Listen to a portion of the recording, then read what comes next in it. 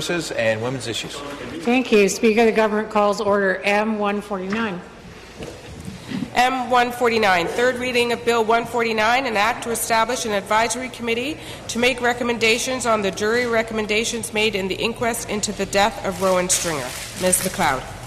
Recognize the member from Nepean Carleton. I move third reading of an act to establish an advisory committee to make recommendations on the jury recommendations made into the inquest into the death of Rowan Stringer.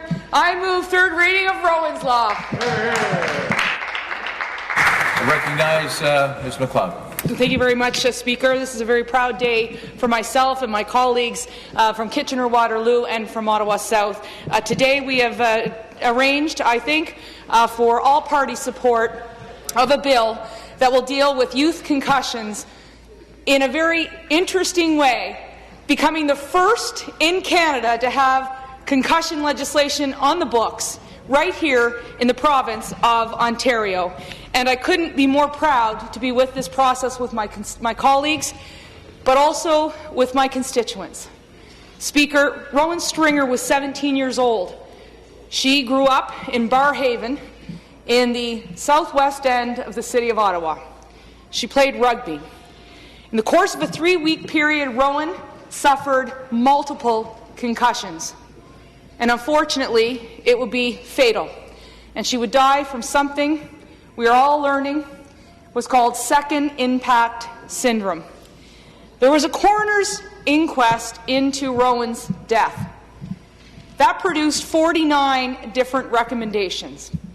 And it was a year ago, just last week, when that inquest concluded.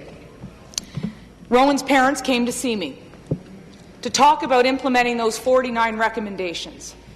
And I'm very proud today that Gord and Kathleen Stringer have joined us in the gallery once again.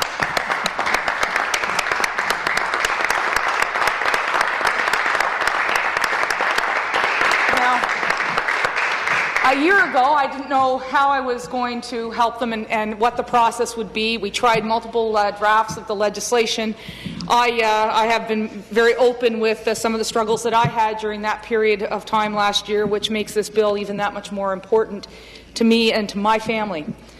But it was through the help of my colleagues, John Fraser and Catherine Fife, and the legislative drafters at Queen's Park, and my good staff, Julia McKenzie, Jordan Milks, Frank Hall, Kayla Fournette, Helen Byers, and Patricia St. Louis, that we crafted, I think, a non-controversial, very important, incredibly stringent set of guidelines that will allow us over the next year to provide an implementation approach for those 49 recommendations, particularly those that are within the provincial jurisdiction, in order to set up guidelines for return to play, other parameters and protocols in terms of identifying and treating concussions, and making sure that the relevant players are on side.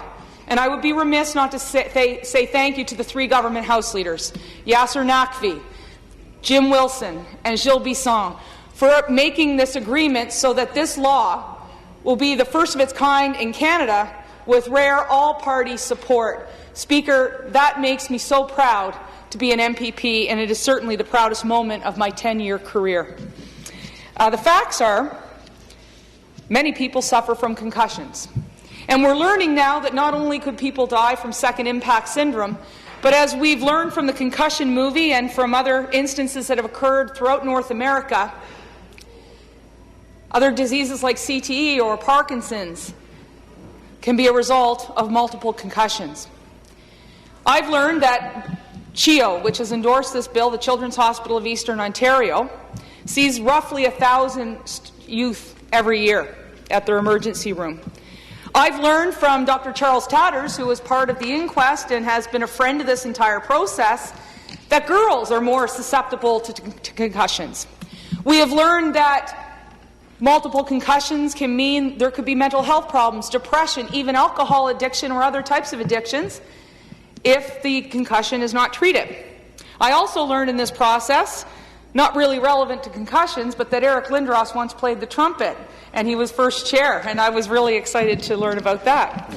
But I was really pleased throughout this process because we not only had this wonderful political support, with the House leaders and with my colleagues, but even the Minister of Tourism, Culture and Sport, Mr. Michael Couteau, came on side to endorse this legislation, and I'm grateful for him. And so what this bill will do is effectively bring forward 5 ministries with 15 appointees in a year period to look at those recommendations and to implement them across government lines. And it will be the first time it's done in Canada, Speaker, but it's done in every jurisdiction in the United States. And that's why I'm proud today to have Pink Concussions here, an organization from the United States who've flown all the way here to Canada to pass this historic legislation, and I'm very grateful for them. Now, I'm not going to speak much longer, Speaker, but there are a lot of people I need to thank. When Rowan's parents first came to see me, I talked about the wonderful support I had from my political colleagues, but it was the grassroots support from the people of Ottawa, in particular the people of Barrhaven, that made a difference. I've already mentioned Kathleen and Gord Stringer, but I'd like to mention Darryl Bartraw, Joe and Linda Price, Gary Thomas, Bob Wilson, Kit Frost, Sandy Niquette, Graham Rattray, Paul Hunter, Barb Gilly, Phil Seelig, Ashley Powers, Dr. Sarah Cohen, Dr. Michael Vasilati of CHEO, Dr. Roger Zemek of CHEO, and Eric and Keena Lindros. That was Rowan's Barrhaven team. But Rowan also has a much larger team across the province of experts, people in the medical community, people in the athletic community who decided that they wanted to champion this bill.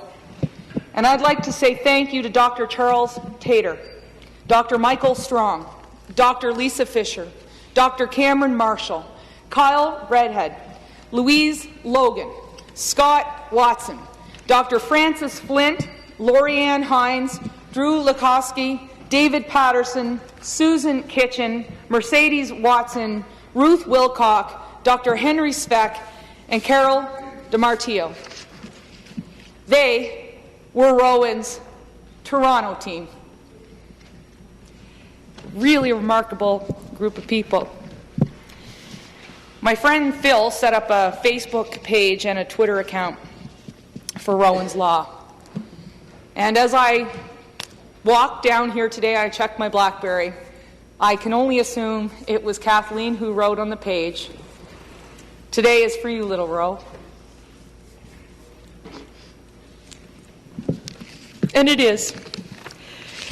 And on Saturday, as we supported Rowan's pitch, the renaming at the South Nepean Park, thanks to councillors Jan Harder and Jody Minnick, who are part of Rowan's team,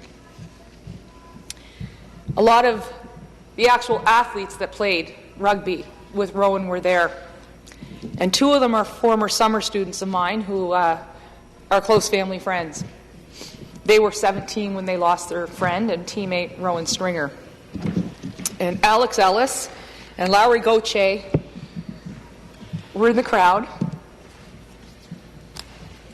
Lowry had just lost her mother, a very good friend of mine, Mel Gauthier.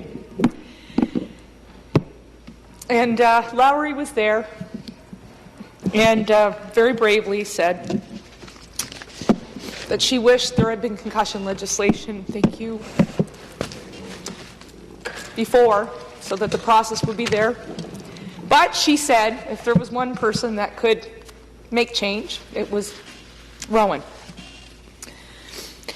And so I looked at the girls that were on the field with us, and I appealed to them, and I appeal to the young people who are pages here today that if they play sports, if you have a head injury and you're playing sports, you're skiing, you're playing soccer, or hockey, ringette, rugby, doesn't matter.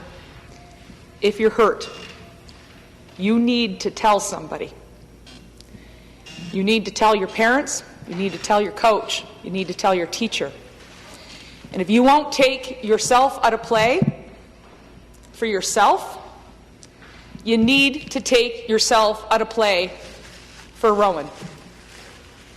And with that, I want to thank all my colleagues in advance for what I consider the greatest day in my political career, and one that has made a difference not only to the Stringer family And to all of the people in the City of Ottawa, trust me, they are cheering this bill, Speaker, and they are applauding it. They love Rowan's Law.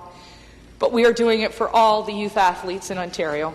And with that, I wish all of the appointees from training colleges and university, from the Ministry of Education, the Ministry of Sport, the Ministry of Children and Youth, and the Ministry of Health, Godspeed in the next 12 months as they implement these recommendations and we honour the life of Rowan Stringer, and we understand the tragedy that took her life can't be replicated because, Speaker, it was preventable. Thank you.